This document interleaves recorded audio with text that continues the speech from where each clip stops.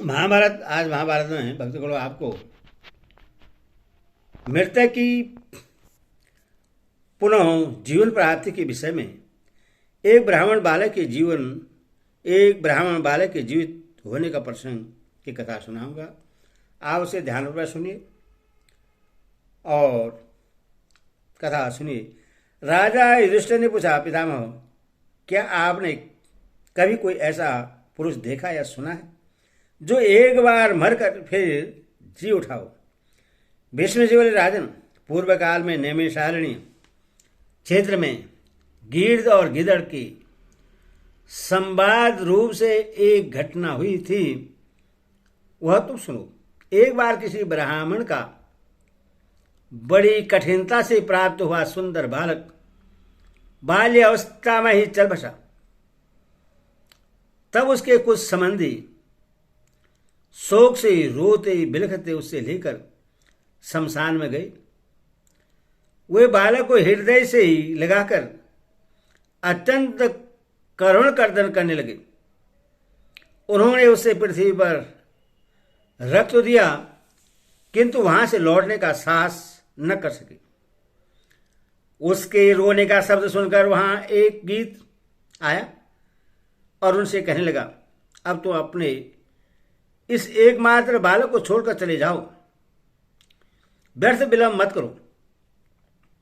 जो लोग अपने मृतक संबंधियों को लेकर शमशान में आते हैं और जो नहीं आते, उन सभी को अपनी आयु समाप्त होने में संसार से कूच करना ही पड़ता है। यह शमशान भूमि गिद्ध और गिदड़ों से भरी हुई है। इसमें सर्वत्र नरकंगाल दिखाई पड़ रहे हैं, इसीलिए यह सभी प्राणियों के लिए भयावह है। आप लोगों को यहाँ अधिक नहीं ठहरना चाहिए।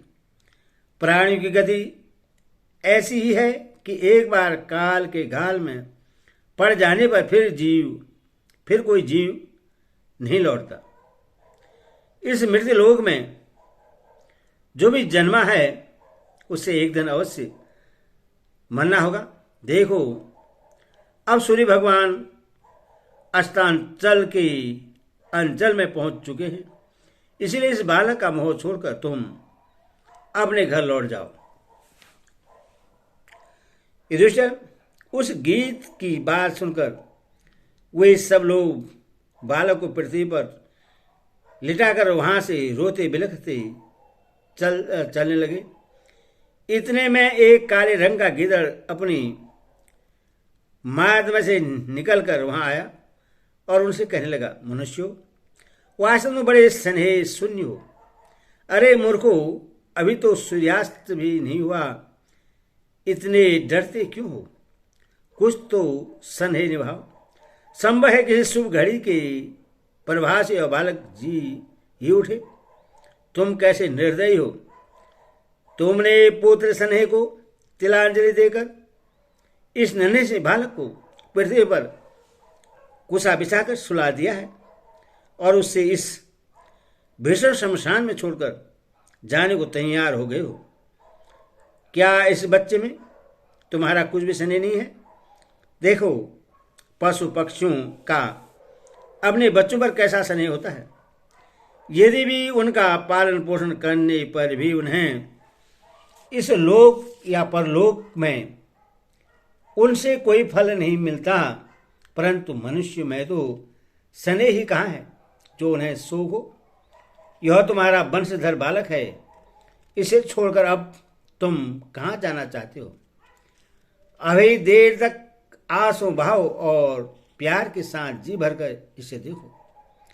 शरीर के क्षीण होते ही मुकदमे में फंसे हुए और शमशान की ओर आते हुए पुरुष का साथ उसके बंधु बांधव ही दिया करते हैं, दूसरे लोग नहीं। हाय, इस कमल नयन बालक को छोड़कर जाने के लिए तुम्हारे पैर कैसे उठते हैं? गिदड़ की ये बात सुनकर वे सब लोग उसी समय शव के पास लौट आए।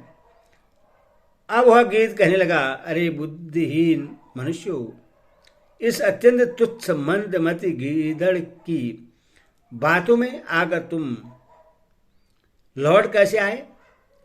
थोथे काठ के समान इस पंचभूतों के छोड़े हुए वेष्टाहीन शरीर के लिए तुम शोक क्यों करते हो? अब तुम तीव्र तपस्या में लग जाओ, उससे तुम्हारा सब पाप नष्ट हो जाएंगे। देखो, तपस्या के प्रभाव से सब कुछ मिल सकता है। व्यर्थ विलाप करने में क्या रखा है? धन, गौ, सोना, मणि, रत्न और पुत्र, सबका मूल तब ही है। तभी से ये सब चीजें मिल सकती हैं। मनुष्य अपने पूर्व जन्म के कर्मों के अनुसार ही सुख दुख को लेकर जन्मता है। पिता के कर्मों से पुत्र और पुत्र के कर्मों से पिता बधा हुआ नहीं है। वह अपने अपने पाप पुण्य से बधे हैं और अंत में इस मृत्यु मार्ग से ही जाते हैं।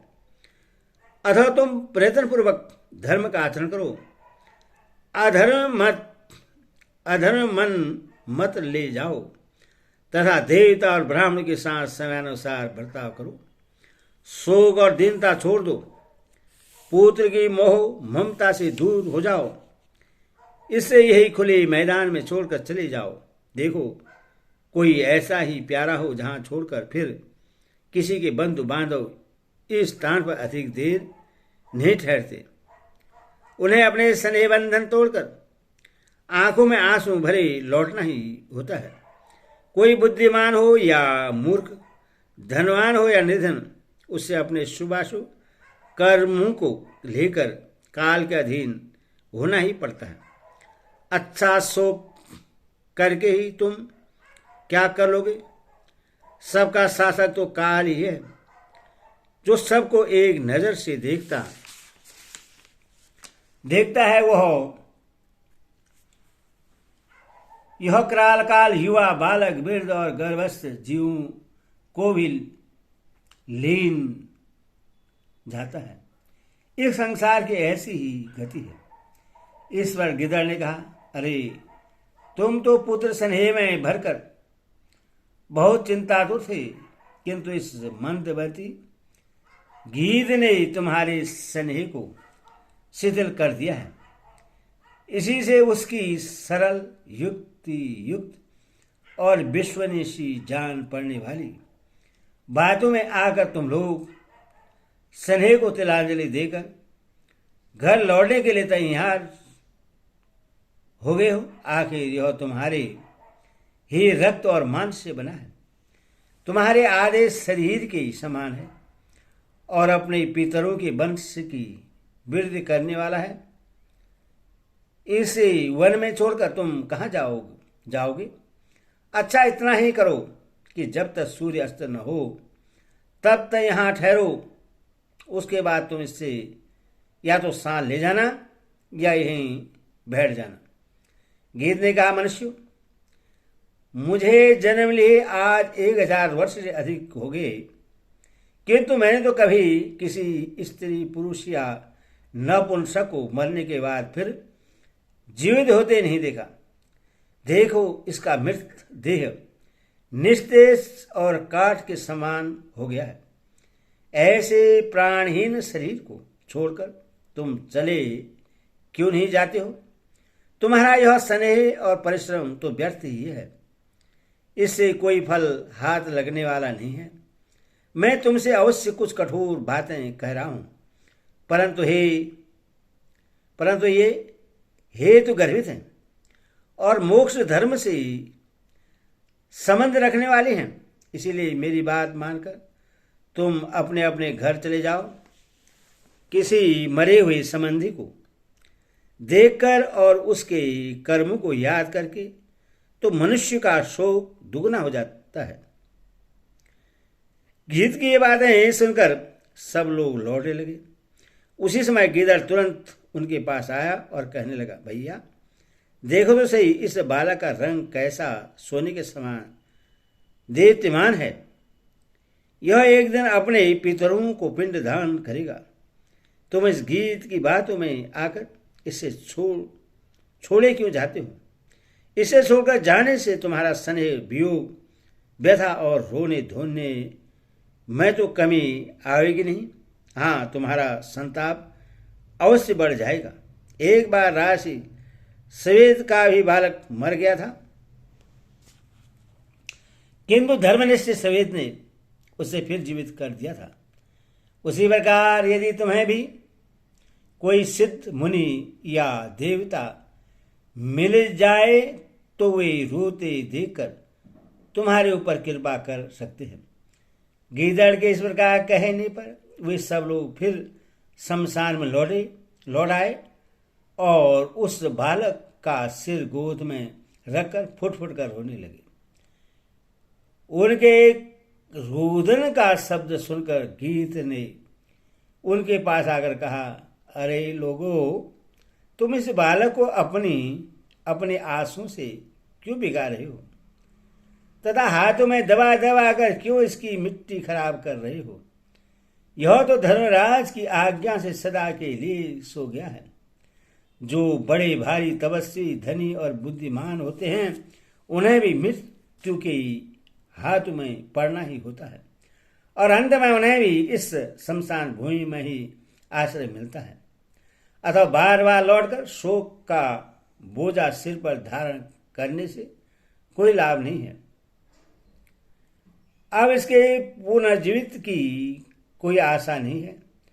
जो व्यक्ति एक बार देह से नाता तोड़कर मर जाता है वह फिर उसी शरीर में नहीं आ सकता। यदि सैकड़ों गीदड़ भी इसके लिए अपना शरीर बलिदान कर दें तो भी अब यह बालक नहीं जी सकता। हाँ, यदि रुद्रदेव, स्वामी कार्तिक, ब्रह्मा, विष्णु इससे वर दे तो यह जी सकता है। तुम्हारे आंसू बहाने, लंबे लंबे सांस लेने या डीग फोड़कर रोने से इससे पुनर्जीवन नहीं मिल सकता। अथवा बुद्धिमान पुरुषों को अप्रिय आचरण, कटु भाषण, दूसरों के साथ द्रोह, अधर्म और असत्य का दूर से ही त्याग कर देना चाहिए तथा धर्म, सत्व, शास्त्र ज्ञान, न्याय, सर्वभूत दया, अकुटिलता और सज्जनता आदि गुणों का प्रयत्न पूर्वक संपादन करना चाहिए। अब मर जाने पर इस बालक के लिए रोकर तुम क्या कर लोगे? गीत के ऐसा कहने पर उस बालक को वहीं पृथ्वी पर पड़ा छोड़कर रोते बिलखते घर लौटने लगे। इसी समय गीदड़ फिर कहने लगा, अरे तुम्हें धिक्कार है, तुम इस गीत की बातों में आकर बुद्धिहीनों की तरह पुत्र स्नेह को तिलांजलि देकर कैसे जा रहे हो? यह गीत तो बड़ा पापी है। इसकी बात मानकर तुम इस रूपवान और कुल की शोभा बढ़ाने वाले बालक को छोड़कर कहाँ जाओगे? मैं सच कहता हूं, मुझे अपने मन से तो यह बालक जीवित ही जान पड़ता है। इसका नाश नहीं हुआ है। इसे छोड़कर तुम सुख नहीं पा सकोगे। देखो, तुम्हारी सुख की घड़ी समीप ही है। विश्वास रखो, सुख तुम्हें अवश्य मिलेगा। गीत बोला, यह वन्य प्रदेश प्रेतों से भरा हुआ है। इसमें अनेकों यक्ष राक्षस रहते हैं, इसीलिए यह बहुत ही भयानक है। तुम इस शव को यहीं छोड़कर सूर्यास्त होने से पहले ही इसके क्रियाकर्म कर दो। इस भयानक स्थान में जो जीव रहते हैं वे सभी विकराल, कलेवर वाले और मांसाहारी हैं। रात में तुम्हें तंग करेंगे। यह वन्य भूमि बड़ी डरावनी है। यहाँ ठहरने से तुम्हें भय लगेगा। इस बालक का शरीर तो अब काठ के समान निष्प्राण है। तुम इसे छोड़कर चले जाओ। गीदड़ ने कहा, ठहरो ठहरो, जब तक सूर्य का प्रकाश है तब तक यहाँ किसी प्रकार का खटका नहीं है। उस समय तक तो तुम स्नेहपूर्वक इस बालक को देखते हुए यहीं रहो और यथेच्छ विलाप करो। यदि तुम इस गीत की कठोर और घबराहट में डालने वाली बातों में आ जाओगे तो इस बालक से हाथ धो बैठोगे। भीष्म जी कहते हैं, राजन, वे गीद और गीदड़ दोनों ही भूखे थे, परंतु उनमें से गीद तो यही कहता रहा कि अब सूर्य अस्त हो गया है, और गीदड़ ने यही कहा कि अभी अस्त नहीं हुआ है। वास्तव में वे दोनों ही अपना अपना काम बनाने में तुले हुए थे। दोनों ही ज्ञान की बातें बनाने में कुशल थे। इसीलिए उनकी बात समझकर वे कभी तो घर जाने को तैयार होते और कभी फिर रुक जाते।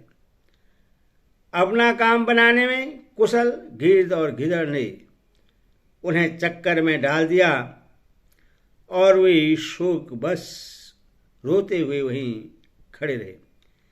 इसी समय श्री पार्वती जी की प्रेरणा से उनके सामने भगवान शंकर प्रकट हुए। उन्होंने उनसे वर मांगने को कहा। तब सभी लोग अत्यंत विनीत और दुखित होकर बोले, भगवान, इस एकमात्र पुत्र के वियोग से, इस मृतक से, वियोग से हम मृतक से हो रहे हैं और पुनः जीवन लाभ करने के लिए आतुर हैं। अतः आप इस बालक को जीवन दान देकर हमें मरने से बचाइए। जब इन लोगों ने आंखों में आंसू भरकर भगवान से ऐसी प्रार्थना की तो उन्होंने उससे जीवित कर दिया और वह 100 वर्ष की आयु ही और उससे 100 वर्ष की आयु दी तथा उस गिद्ध और गीदड़ को भी भूख मिट जाने का वर दे दिया। ऐसा वर पाकर उन्होंने भगवान को प्रणाम किया और वे सभी बड़े हर्षित और कृतज्ञ होकर नगर की ओर चले गए।